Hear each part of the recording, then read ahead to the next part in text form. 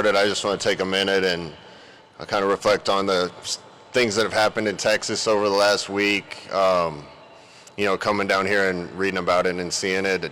It's a good reminder to me of how much we love football and how important it is, but there's bigger things in life, and thoughts and prayers are certainly with people around here.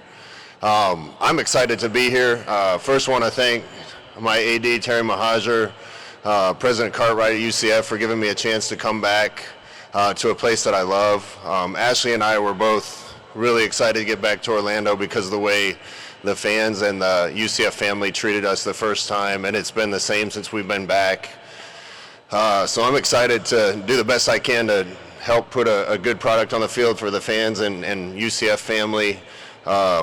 Excited to be in the Big 12. I think the things the Big 12 has done have positioned itself uniquely. I think there's some really smart moves being made. Got a lot of admiration for Commissioner Yormark and what the Big 12 has become. I think it's a really fair, balanced league, and anybody can win if you do things right. So we're working hard to push ourselves in that direction. Want to just take one more minute I see Paul out there to just give a shout out to the 4 young men that are here with me today: Paul Rubelt, Nigel Kelly, Kelly Lawson, and Miles Montgomery. They're unbelievable representatives of our football team and our university, and proud to have them with me. So happy to be here. If you have any questions, please raise your hands so our microphone holders can get to you. We'll start here in the center left. Matt Rochelle of the Orlando Sentinel. Scott, I wanted to ask, you mentioned Paul. What has he meant to the program? Obviously, you brought him here from media days, but from the moment he first arrived on campus to now, what have you seen from him, especially this year coming back to that? Well, I see him right now. He's about as tall sitting down as you are standing up. He's almost like an ambassador for UCF. He came from Germany. He's been there 6 years, right, Paul? 6 years at the university. Great human being, fun to be around every day. Love everything he stands for. I've seen him get even better than what he was last year in my short time at UCF. So excited to watch him continue to blossom, and I'm just lucky to be around him for a year. Go to center right in the middle. Hi, Coach. Cody Nesper from Golden Blue Nation. You and Rich Rodriguez are both back at old jobs, different circumstances, but what are, from your perspective, things that are different and things that haven't changed so much? UCF is unique, in my opinion. It's so young compared to most of the other schools in Power 4 leagues. It certainly feels like home to me and feels comfortable, but it has grown since I've been there. It's amazing to see the changes. I think we're just scratching the surface of what UCF can be as a university and athletic department. If we keep working hard to push it, I think UCF can become something even far greater than what it has become today. The support of the people around Orlando and the alumni that we have are certainly pushing us in a good direction. And again, I'm really excited to be able to represent that group again. The front row. Hey, Coach. Nick Hamilton, Nightcast Media. I wanted to ask you just specifically, what are some of the changes that you were able to implement in this offseason on and off the field as far as maintaining the success for this upcoming season?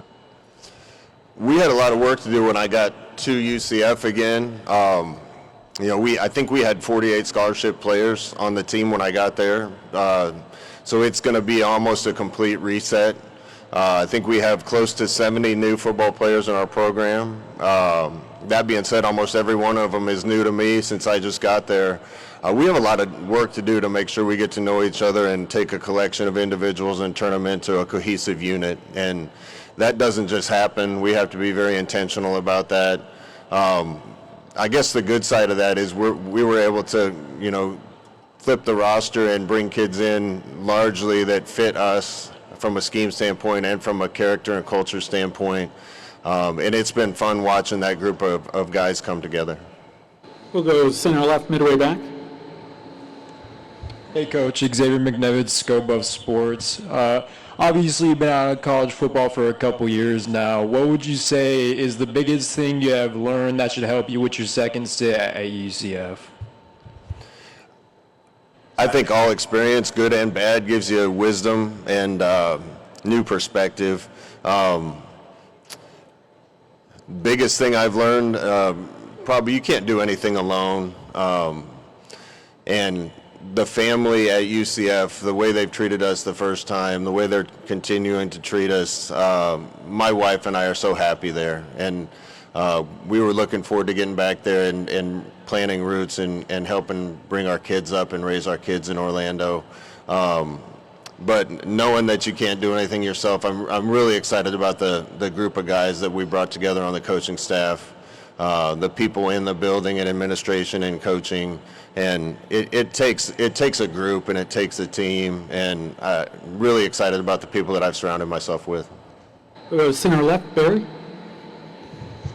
Yeah, Barry Trammell, Tulsa World. Scott, talking about going back to a place you've been. A lot of guys have done that in college football, but most of them have been at the back end of their careers, and you're not. What are the advantages of coming back to a place you know well, knows you well, but you're still early in your career or in the prime of your career? I don't know where I am in my career for sure, but I'm happy to be back in Orlando. Going home isn't always easy. Going back isn't always easy. This was an easy choice for me because of how much we liked it there. I think UCF has grown so much and has so much growth potential. I've said this a lot today, but our 2017 run, I think, had a lot to do with UCF positioning itself in a place where it could become a candidate to be in a league like the Big 12.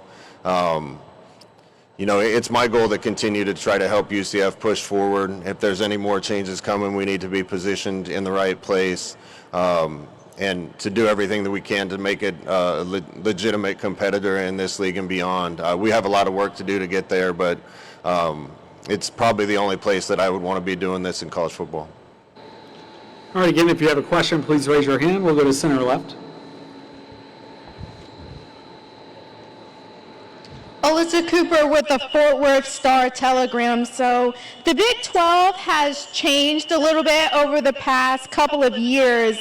And what do you hope that the Big 12 going forward prioritizes as it continues to evolve? Well, what the Big 12 prioritizes is going to be decided by people that are smarter and higher up than I am. I played in the Big 12 the first couple years that it was the Big 12. Obviously, it's changed since then. Had a ton of admiration for the league, watching from afar.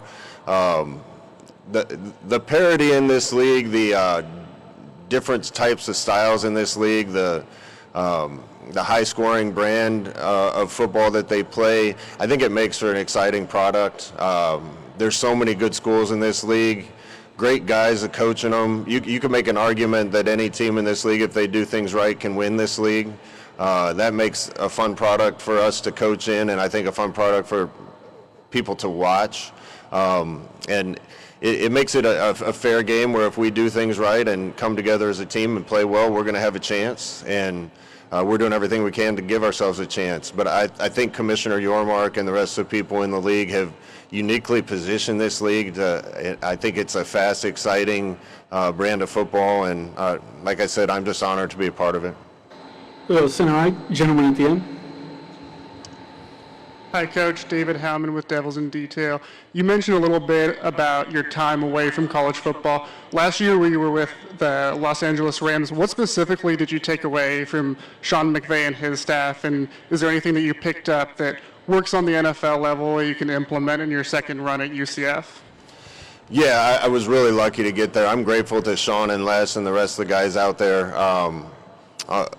Giving me a chance to be out there for a year, it really kind of reignited my passion for what I love to do, being around the game and coaching. I didn't really have an intention of leaving college pro football. UCF opened, and that it was an easy decision for me because it was a place that I had so much fun at before. those guys out in LA have an unbelievable building. They surrounded themselves with unbelievable people, top to bottom on that staff. I can't compliment it enough. I'm grateful to them for letting me spend a year out there. And you know, there's a lot of things. Sean McVay is one of the best innovators in pro football in a long time as far as offensive scheme, and I was able to pick up some of those things too. So again, just adding to the experience that I had, I think I'll be able to take some of those things and use them. Mostly, I'm grateful to Sean and Les for letting me spend a year out there. Good. Center right. Hey, Coach Frost. Andrew Chirico, Latavius Knights, 247. I just wanted, you took over a Knights team that was winless, and now you turned in 2 years, you turned that team undefeated. Now you enter the Big 12, one of the most volatile leagues in Power 4 football. What excites you and what encourages you about that, knowing that it is possible you could have a quick turnaround, especially for the guys as well?